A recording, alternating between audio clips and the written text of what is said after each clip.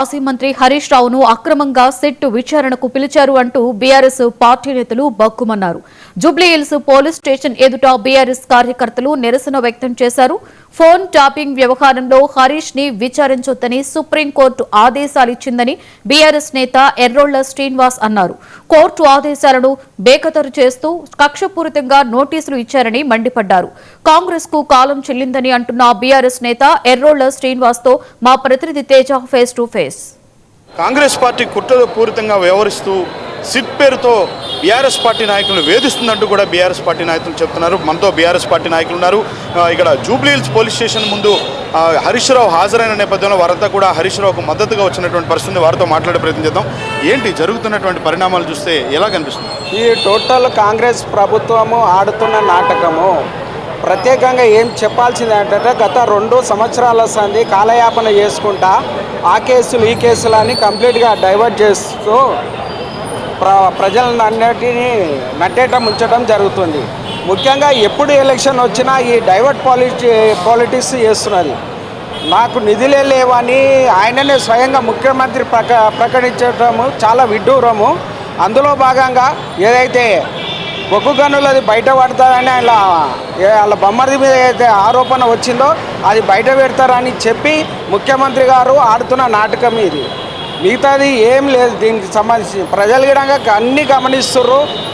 ఆ 42% రిజర్వేషన్ ఎక్కడుందో ఏమో తెలియదు, కానీ ఇప్పుడు అది ఆ రిజర్వేషన్ పక్కన పెట్టి మళ్ళీ మున్సిపల్ ఎలక్షన్ అంటున్నారు. మున్సిపల్ ఎలక్షన్ పోయే ముందలా మళ్ళీ ఈ సిట్టు విచారణ అన్ని చేసి కంప్లీట్గా పబ్లిక్ను డైవర్ట్ చేసే ప్రభుత్వము ఇది. ఏనాటి విధంగా రాబోయే రోజుల్లో ప్రజలు ఖచ్చితంగా కాంగ్రెస్ పార్టీకి గుణపాఠం చెప్పే రోజులు దగ్గర పడ్డాయని తెలియజేస్తున్నాం. చెప్పండి, ఏంటి హరీష్ రావు పైన ఈ విధంగా కూడా అంటే సిట్ రాత్రికి రాత్రే నోటీసులు ఇవ్వటాన్ని ఎలా చూస్తారు?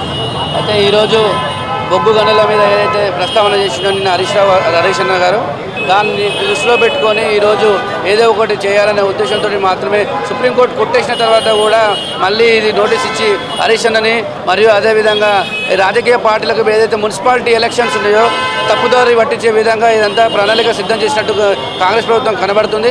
ఏది ఏమైనప్పటికీ హరీష్ అన్న లాంటి గుణము, హరీష్ అన్న లాంటి వ్యక్తిత్వం, హరీష్ అన్న లాంటి వర్కింగ్ స్టైల్ వాళ్ళకు తెలుసు కాబట్టి రేపు మున్సిపాలిటీలు కూడా ఓడిపోతారనే భయంతో మాత్రమే ఈరోజు ఈ విధంగా నోటీసులు ఇచ్చి దుష్ప్రచారం చేసే ప్రయత్నం చేస్తున్నారు తప్ప ఇంకా వేరే ఏ ఉద్దేశం లేదు. సార్ చెప్పండి, ఎందుకంటే హరీష్ రావుకి ఈ విధంగా రాత్రికి రాత్రే నోటీసులు ఇవ్వటం అనేటువంటి దాన్ని ఎలా చూస్తారు?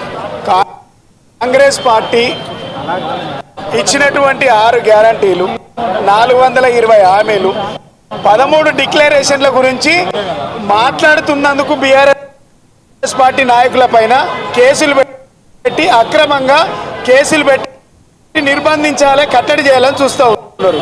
ఇలా నిన్న రేవంత్ రెడ్డి గారి బామ్మరిది మైండ్ కోళ్ళ నైనికోల్ బొగ్గు గనిలో వాటాల కోసం టెండర్ వచ్చిందనేసి హరీష్ రావు గారు మాట్లాడంగానే, సృజన్ రెడ్డికి టెండర్ వచ్చిందని మాట్లాడంగానే, కుంభకోణం జరిగిందని మాట్లాడంగానే ఇలా 9 గంటలకు నోటీసులు ఇచ్చింది.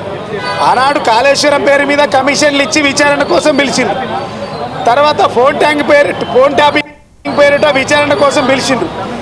ఇలా మీరు చేస్తున్నటువంటి అవినీతి గురించి, మంత్రుల పంపకాల గురించి, పర్సెంటేజ్ల గురించి మా పార్టీ నాయకులు మాట్లాడితే మీరు నోటీసులు ఇచ్చి ఇలా సివిల్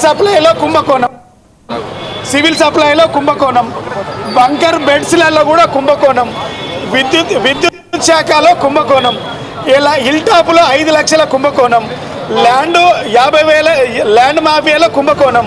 ఎన్నలేదు కుంభకోణం. ఇందు గలదు అందు లేదని ఎందెందు వెతికినా అందందు కాంగ్రెస్ పార్టీ అవినీతి గలదు. ఇంతకంటే ఏం కలదు అని హరీష్ రావు ఒకటే చెప్తున్నారు. ఆయన డైవర్షన్ పాలిటిక్స్ కేవలం బీఆర్ఎస్ పార్టీని వేధిస్తుంది కాంగ్రెస్ పార్టీ పనిగట్టుకొని, మేము తాటాకు చప్పులకు భయపడం అనేటువంటిది కూడా చెప్పాడు. పంచాయతీ ఎన్నికల్లో కేటీఆర్ గారికి నోటీసులు ఇచ్చి డైవర్ట్ చేసిండు.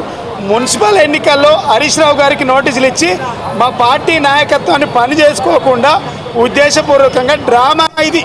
ఈ నోటీసులు పెద్ద drama.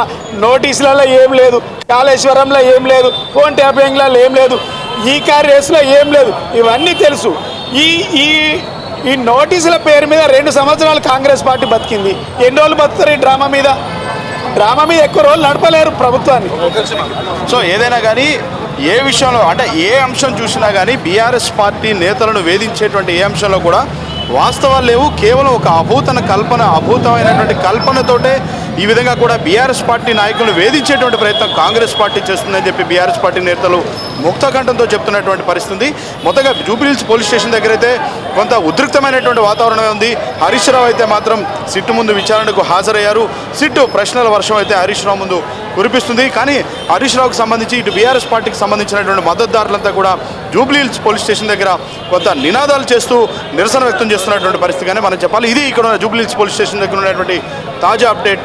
Senior video journalist Kadari రాజుతో Teja 99 TV Jubilee Hills police station దగ్గర నుంచి.